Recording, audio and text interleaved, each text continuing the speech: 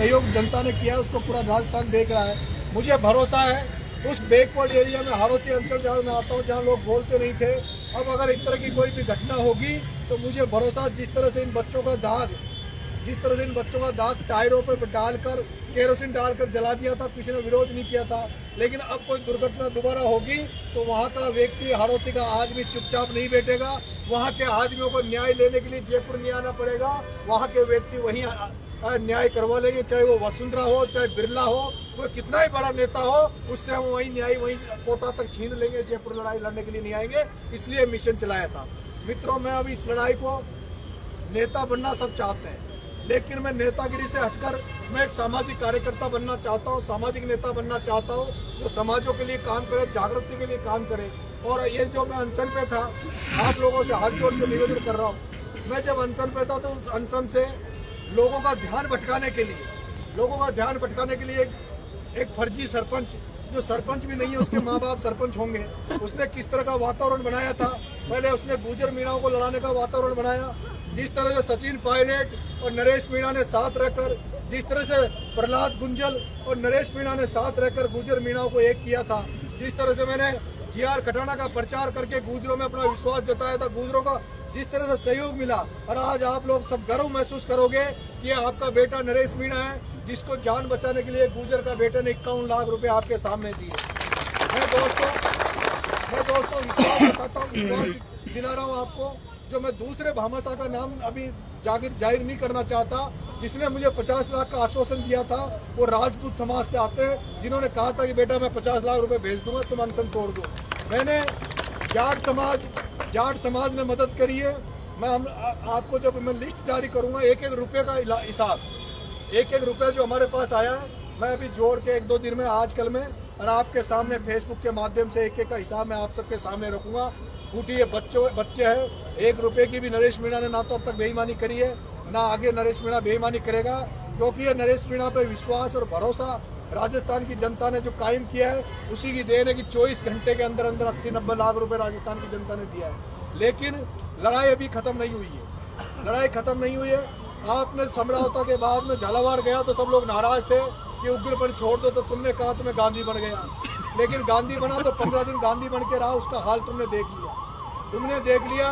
ज्यादातर लड़के, जब कल मसाल जुलूस निकल रहा था, मैं कमेंट देख रहा था, लड़के कह रहे थे कि इसको गुर्जर की थड़ी की तरफ नहीं, इसको भजन लाल की तरफ चलने दो। तो मैं कह रहा हूँ, इलाज वही बचा है, भगत सिंह बनना इलाज बचा है। डूंगरी बांध में अगर नरेश मीणा वहाँ जाके धरना अनशन में बैठ जाएगा तो उनका डूंगरी बांध बच नहीं पाएगा। मेरे भाइयों, मेरा ये मानना है। क्या मानते हो कि नहीं मानते हो?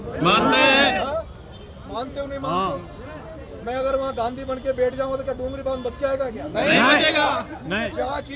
जहाँ की डूंगरी बांध की जब माताएं बहनें झांसी की रानी बनने के लिए तैयार है, और उन झांसी की रानी वीरांगना बनने के बीच में अगर नरेश मीणा कहेगा, कलेक्टर साहब, एसपी साहब, भजन लाल जी हमारी बात मान लो, तो क्या मान लेंगे? क्या 15 दिन भूखे रह के हाथ जोड़ के भीख मांग ली भजन लाल से, तो अब नहीं मानी तो क्या वहाँ हाथ जोड़ के मानेंगे? क्या नहीं, क्या बनना पड़ेगा? भगत सिंह बनोगे। अब ऐसे नहीं कहोगे ना, धैर्य रख, नहीं कहोगे ना, संयम रख। मेरे भाइयों, भगत सिंह सेना बना रहा हूँ, धैर्य नहीं रखना, इनसे लड़। मेरी बात, धैर्य का मतलब होता है इंतजार करो, वेट करो। धैर्य का मतलब क्या होता है? इंतजार करो, वेट करो, जैसा सचिन पायलट इंतजार कर रहा है। मेरे से इंतजार नहीं होगा। मैं केवल 2-3 दिन में ठीक हो जाऊं, फिट हो जाऊं, दोबारा से डूंगरी बांध में जाऊंगा, कोई धैर्य नहीं रखूंगा, डूंगरी बांध वालों की लड़ाई लड़ूंगा।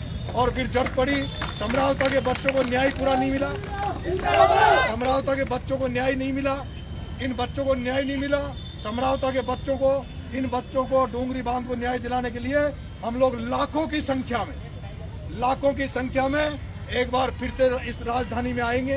आओगे सब लोग?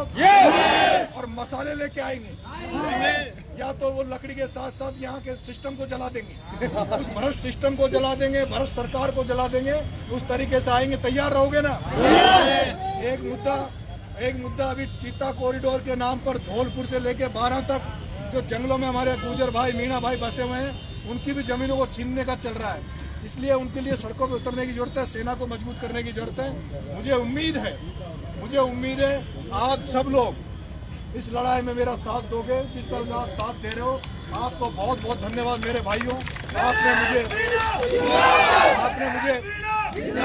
आपने मुझे ताकत दी, सहयोग दिया। बार बार एक सवाल आ रहा है, आप पार्टी को लेकर क्या करोगे? आप पार्टी को लेकर क्या करोगे? मैंने पहले दिन से कह रहा हूँ, जब तक मेरी लाश जिंदा हूँ, जब तक बीजेपी में नहीं जाऊंगा। जब तक मैं जिंदा हूँ उस बीजेपी में नहीं जाऊंगा जिस बीजेपी में 15 दिन तक भूखा पड़ा रहा हूँ और वो सुनवाई नहीं करे। उस बीजेपी में नहीं जाऊंगा जिसमें हिंदू मुसलमान गुजर मीणा को लड़वाने का प्रयास करती हो, उस बीजेपी में मैं नहीं जाऊंगा। यही बीजेपी थी, वही वसुंधरा राजे थी जिसने गुजर मीणाओं को मरवा दिया था, इसलिए उस बीजेपी में नहीं जाऊंगा। बच्चा दो ऑप्शन, एक ऑप्शन थर्ड फ्रंट बचता है, एक ऑप्शन कांग्रेस बचता है। लेकिन मेरे भाइयों, मैं मान सम्मान और स्वाभिमान के साथ समझौता नहीं करूंगा। मैं मान सम्मान स्वाभिमान का समझौता नहीं करूंगा। भिखारी बनकर किसी के दरवाजे पे नहीं जाऊंगा, चाहे महाराणा प्रताप की तरह सूखी रोटी खा लूंगा, घास की रोटी खा लूंगा, लेकिन अपने मान सम्मान स्वाभिमान के साथ समझौता नहीं करूंगा। अगर कहीं जाऊंगा तो मैं जाऊंगा तो वहां जाऊंगा जहां आप सबका सम्मान बढ़े, मेरे साथ काम करने वालों का भी सम्मान बढ़े, उनको भी आदर मिले, उनको भी सत्कार मिले। नरेश मीणा अकेला जाकर कहीं बंद कमरे में जाकर किसी से समझौता नहीं करेगा। और करता ना तो तुम्हारे भाई का अनशन तोड़वाने के लिए बहुत बड़े बड़े लोग आ रहे थे, मना कर दिया तुम्हारे भाई ने।